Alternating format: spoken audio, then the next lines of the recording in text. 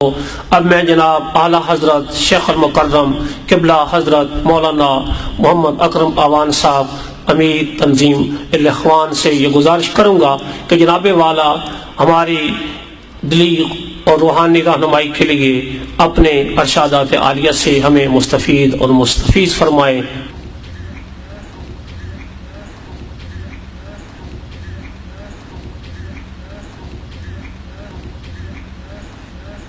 بیٹھیں رکھتے الحمدللہ رب العالمین والصلاة والسلام علی حبیبہ محمد وآلہ وصحبہ اجمعین۔ اعوذ باللہ من الشیطان الرجیم، بسم اللہ الرحمن الرحیم۔ جناب سردار غلام عباس صاحب ناظم ضلع چکوال، معزز مہمانان گرامی، عزیز طلباء، السلام علیکم۔ سکارا ایجوکیشن سسٹم پر بہت سی بات ہو چکی، اولڈ سکارینز نے بھی اپنے احساسات اور تجربات بیان فرمائے، اساتذہ کرام اور سابقہ پرنسپل صاحب نے بھی بات کی، اور ناظم ایجوکیشن سسٹم نے بھی اس کی بنیادی جس طرح سے یہ وجود میں آئی اور جو اس کا مشن ہے اس پہ بات کی، تو بات بہت زیادہ ہو چکی ہے۔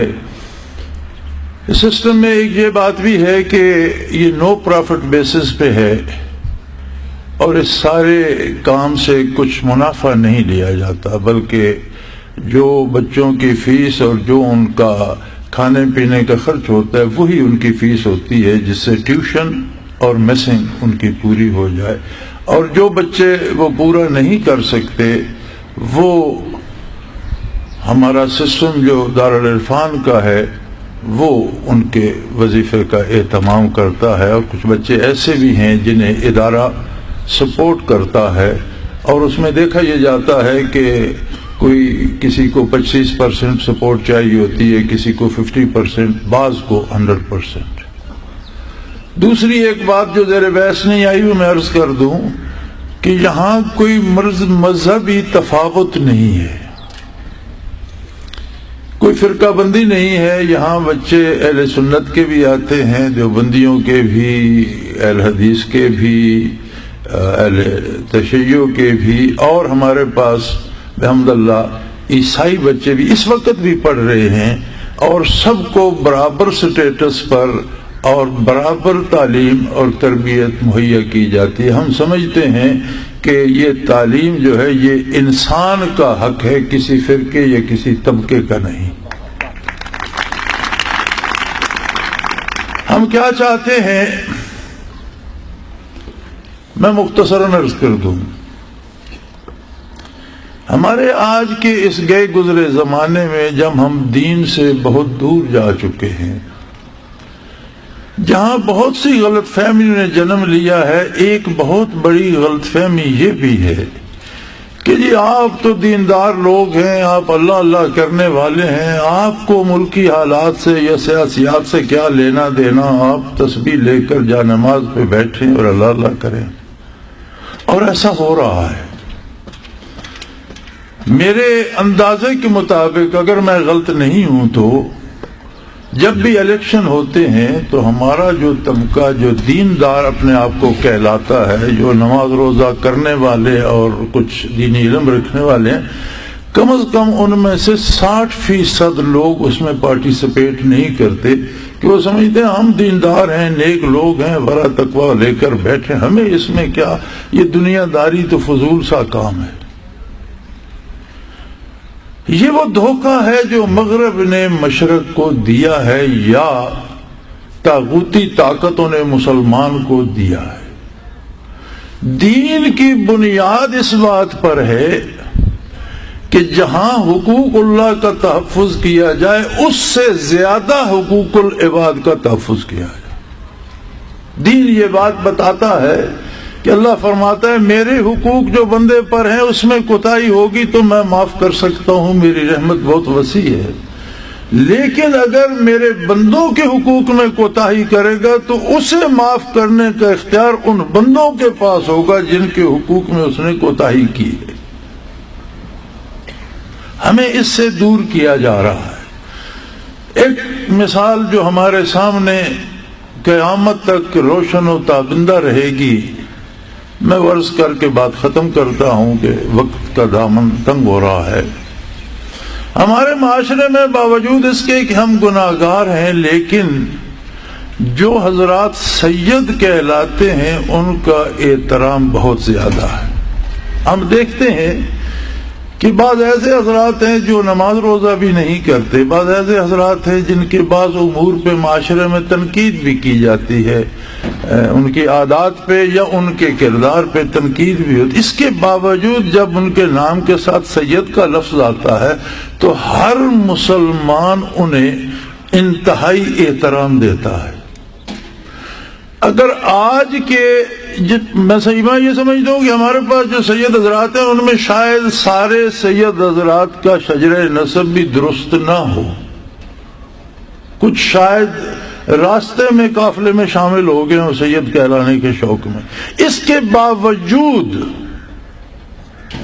سب کو احترام ملتا ہے، تو ان کو کتنا احترام ملتا ہوگا جو اس شجر کی بنیاد ہے، جو نبی کریم صلی اللہ علیہ وسلم کے نواسے آپ کی گود میں پروردہ، آپ کے دوش مبارک کے سوار تھے، حسنین کریمین کی کتنی عظمت ہوگی مسلم امت میں۔ دنیا کے کسی شہنشاہ کو وہ احترام، وہ عزت، وہ دلی جذبات نہیں مل سکتے جو حضرت حسین رضی اللہ عنہ کو نصیب تھے۔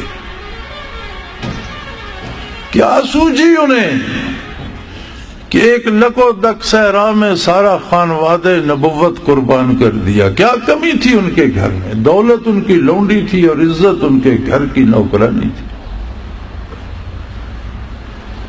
شرافت نسبی نے انہیں ان عظمتوں پہ پہنچا دیا تھا جہاں دنیا میں ان جیسا شہزادہ کوئی نہیں ملتا تھا۔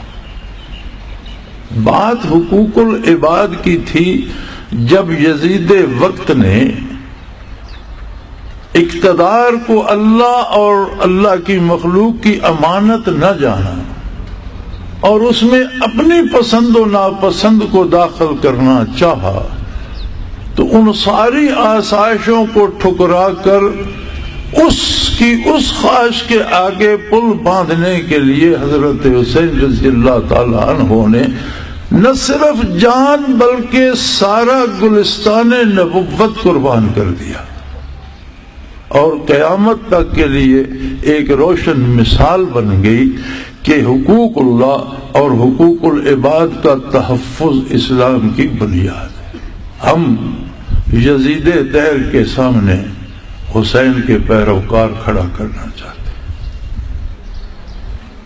سکارا اکیڈمی کا صرف اور صرف یہ مختصر سا مقصد ہے۔ اب یہ فیصلہ تاریخ کرے گی کہ ہم نے معاشرے کو کیا دیا، سکارا کے بچے کہاں کہاں پہنچے اور انہوں نے کیا کیا کیا۔ اللہ کریم ہماری ان عاجزانہ کوششوں کو قبول فرمائے اور اس مشن کو جاری و ساری رکھے، اسے ترقی دے، اور اللہ کرے کہ ملک کے سارے ادارے اس جذبے کی پیروی کریں اور ہمارے تمام اداروں میں ایسے ہی جانثار، ایسے ہی مخلص، ایسے ہی دیندار اور ایسے ہی کھرے لوگ پیدا ہوں۔ وآخر دعوانا ان الحمدللہ رب العالمین۔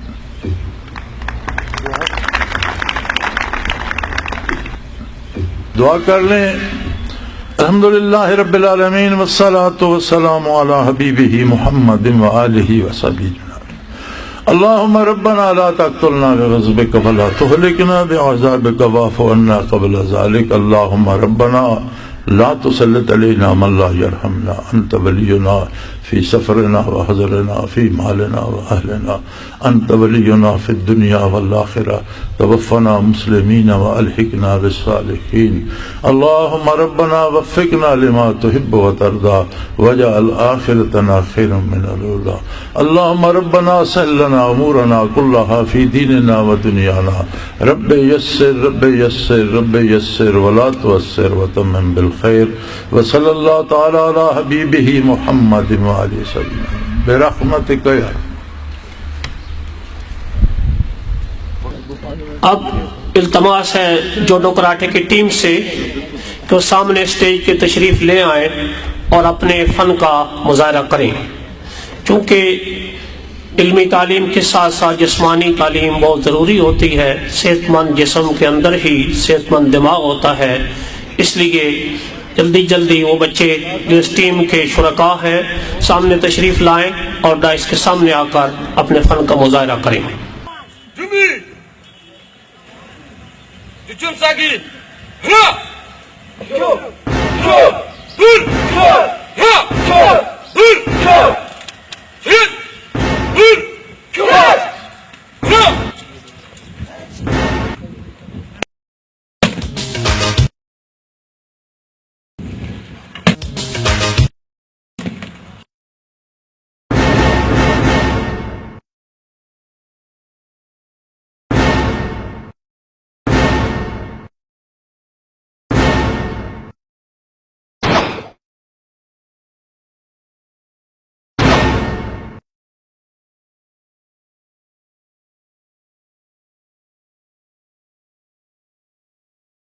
کیا خوب سجایا ہے تیری یاد نے دل کو پھولوں میں بسایا ہے تیری یاد نے دل کو پھولوں میں بسایا ہے تیری یاد نے دل کو کیا خوب سجایا ہے تیری یاد نے دل کو پھولوں میں بسایا ہے تیری یاد نے دل کو